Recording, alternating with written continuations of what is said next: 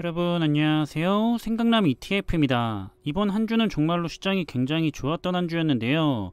올해 많은 분들이 마음고생을 역시나 많이 하고 있었을 텐데 그래도 잠시나마 다행인 것 같습니다. 하지만 약세장은 아직 끝난 것은 아니기 때문에 항상 주의하시기를 바라겠고요.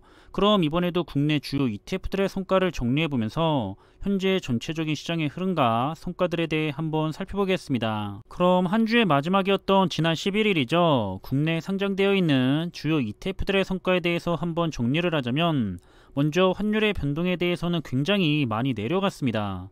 한 주 동안 6.5%가 하락을 했고요. 시장에는 굉장히 긍정적인 현상이죠. 현재 환율은 1319원을 보이고 있는데 따라서 현재 환 노출형 ETF들의 경우에는 연초 후에 10.84%라는 환율에 대한 상승값이 있는 사항입니다. 그럼 한 주 동안의 지수의 성과도 정리를 해보면 목요일과 금요일에 시장이 굉장히 크게 올라갔죠. 결국 S&P 500 지수는 5.9%가 반등을 했고요. 나스닥 100 지수도 8.8%, 그리고 필라델피아 반도체 지수도 가장 많이 급등을 해서 무려 14.8%가 상승을 했습니다. 그럼 일단 국내 주요 ETF들의 성과에 대해서는 사실은 굉장히 성과들이 좋았는데요. 하지만 국내에 상장된 해외 ETF들은 대부분이 환 노출형 ETF들이기 때문에 환율이 크게 하락을 하면서 성과가 좋게 나타나지 않은 부분들이 상당히 많았습니다. 그래도 한 해지 상품인 미국 팡플러스 ETF하고 국내 ETF들은 한 주의 성과가 굉장히 좋게 나타났고요. 그리고 금요일에 미국의 시장에서도 시장이 계속해서 상승세를 이어갔는데 결국 S&P 500 ETF가 0.97%가 더 상승을 했고요.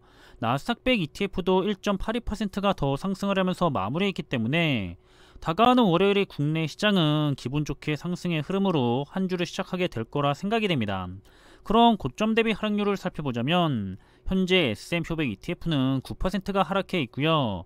나스닥 100 ETF도 마이너스 22%, 미국 팡플러스 ETF는 마이너스 45%, 그리고 미국 테크 탑10 ETF도 마이너스 30%, 마지막으로 글로벌 브랜드 탑10 ETF도 현재 고점에서 19%가 하락해 있습니다. 그리고 반도체 테마 ETF를 살펴보면 유일하게 중국의 반도체 테마 ETF만 9%가량 크게 하락을 했고요. 반면에 국내와 글로벌 반도체 테마 ETF들은 모두 크게 상승을 했던 한 주였습니다. 특히 환율이 크게 내려갔는데도 불구하고 글로벌 반도체 테마 ETF들은 워낙에 큰 폭으로 상승을 했어서 그런지 한 주 동안 7% 이상 크게 상승을 했던 모습이고요. 그리고 금요일에 미국의 시장에서는 역시 시장이 상승을 하면서 글로벌 반도체 테마 ETF들도 계속해서 상승을 했는데 따라서 월요일에 국내 장에서는 이 성과들이 반영이 되면서 좋은 흐름으로 한 주를 시작하게 될 것 같습니다. 그럼 고점 대비 하락률을 살펴보자면 현재 국내 반도체 ETF들은 30에서 34% 정도 하락해 있고요.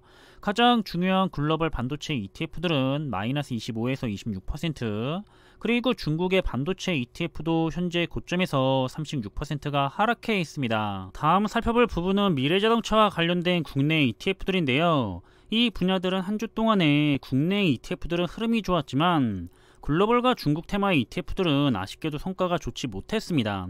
특히 중국의 2차전지와 관련된 ETF들이 흐름이 굉장히 좋지 못했는데요. 다시 한번 6에서 7% 정도 하락을 했고요. 그리고 금요일에 미국의 시장에서는 아쉽게도 글로벌 2차전지 ETF가 정규장에서는 올라갔지만 시간의 장에서 더 크게 하락을 했습니다. 반면에 자율주행과 스마트 모빌리티 테마 ETF는 시장의 상승과 함께 둘 다 좋은 모습을 보였는데요. 특히 스마트 모빌리티 테마 ETF가 시간의 장에서 급등을 하면서 굉장히 좋은 흐름을 가져갔습니다. 따라서 월요일에는 국내장에서 이런 흐름들이 반영이 될 예정이고요.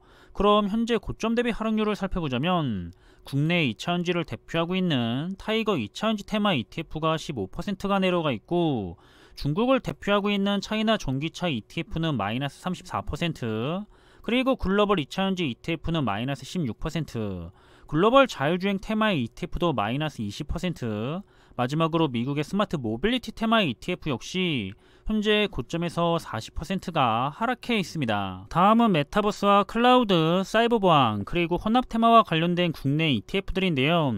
이 분야들도 역시 한 주 동안에는 국내 ETF들만 굉장히 좋은 모습을 보였습니다.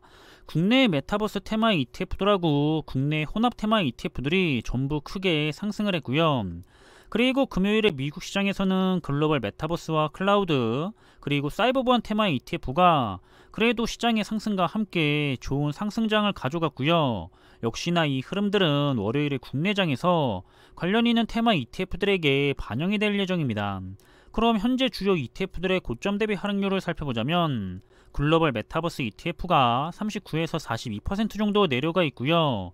클라우드 ETF는 마이너스 42%, 사이버 보안 ETF도 마이너스 21%, 그리고 글로벌 BBIG 테마 ETF도 현재 고점에서 25% 정도 하락해 있습니다. 다음은 헬스케어와 바이오 그리고 친환경과 관련된 ETF 종목들인데요.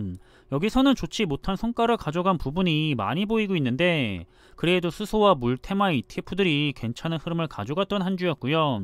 반대로 중국의 클린 에너지 ETF는 8%가량 하락을 하면서 가장 큰 폭으로 하락을 했던 모습입니다.